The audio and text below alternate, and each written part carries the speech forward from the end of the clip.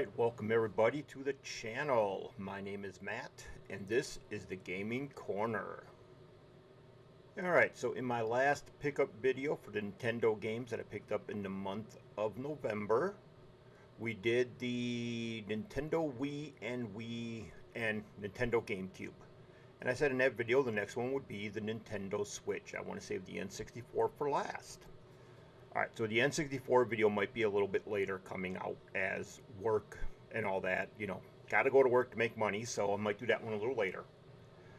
But today we're going to talk about what games I picked up for the Nintendo Switch. But I think we're going to start off with a couple extra games I picked up on the side.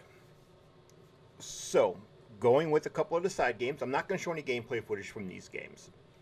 But if you remember my Super Nintendo one, I picked up a game called Top Gear. And that is a game that I really enjoy on my Evercade. Well, Tony at Respawn not only had Top Gear 1 for the NES, for the Super NES, he also had Top Gear 2 for the Sega Genesis. So this was a must-grab also, because these games are a lot of fun. Now, these next couple pickups were all done off of eBay.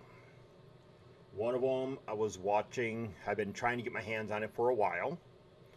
And I found while watching a YouTube video from another game store that they put a lot of games they can't sell on eBay. They just don't seem to sell, so they put them on eBay at a great discount. And one of them that I picked up from them was World Series Baseball 98. I've been trying to get my hands on this one as it was the last baseball game on the Sega Saturn. So the jewel case is damaged, stuff like that. I don't care. It is complete at least. Game works great. Another game that I've been watching for quite a while on eBay. I was waiting for a decent price from the seller, seeing if they'd give me a good discount on it. They finally did. And that is Off-Road Interceptor Extreme. I had to look at what the actual name of the game was. This is one that I was really interested in getting my hands on. I've never had it before. Guy finally gave me a really great discount on it, so I went and I purchased it. Alright, last game that I picked up. If you watched my Nintendo Wii and GameCube one, you'll notice I mentioned another version of Monkey Ball that I wanted to get, where I said the game was a little expensive. During the making of that video, I actually went and looked up the price of the game. Found out it was extremely cheap now, and I couldn't resist. Super Monkey Ball Deluxe on my Xbox. I could not resist getting this one. I think this only cost me like $11. So, well worth it. So, those were the game pickups that I picked up extra along on the way. Now, let's get into the couple Nintendo Switch games I picked up.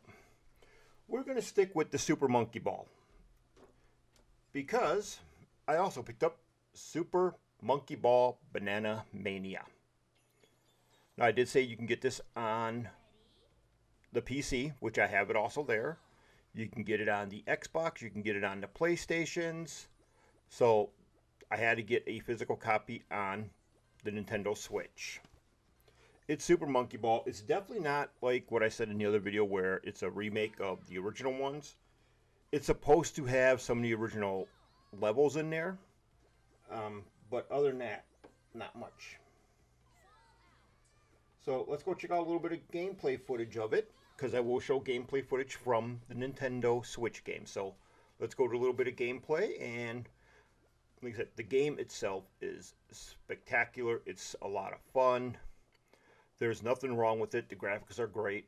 Nintendo, with what people do on Nintendo system and even Nintendo themselves, the games always look great. So I hope you enjoyed that little preview there of Super Monkey Ball on the Nintendo Switch.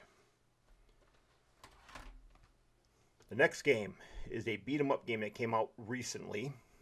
It's been a long time since this series had a game. And no, I'm not talking about Streets of Rage. I already got that one for my Switch. But this is another one that I liked it originally in the arcades. I got it on my Master System. I have a non-working one yet on the Super Nintendo, number 2. But this is one that I had pre-ordered, and it is Double Dragon. What is this called? Double Dragon Gaijin Rise of the Dragons. I've read a few reviews on Steam where people say they don't really like the game all that much. I find this to be a lot of fun. It's a great beat 'em up game. We'll go into the gameplay footage here. And yeah, I'm finding this to be a lot of fun. I'm really enjoying the artwork style that they used and the gameplay. The game feels great. I've had no complaints on this game. I'm already in, I think, the second chapter right now. And the game's just, it's a lot of fun. It's another great callback to the old beat 'em up games. Love it. Alright, now that we're done with that gameplay footage, let's go on to the last game. This is the only Switch game I bought at Respawn Retro Gaming. I saw it on his Facebook page that he had this one, and totally forgot when I was purchasing Nintendo games that he had this. So I managed to get back up there, I grabbed it, and at first I wasn't overly excited about it because it kind of reminded me of the Burnout series. And it just, at first I was like, well, it's good, graphics are great. It took a little bit of playing it to really get into it, because now I can't put the thing down. I mean, after the first, I think, level or something. Actually, I think I went into arcade race when I first played it. When I went into career mode is when the game really took off and is really showing how much fun it is. But that is Cruisin' Blast. Now, this does remind me, as you're watching the gameplay footage here, it does kind of remind me of, like I said, the Burnout series that EA used to do. You can smash the cars, blow them up.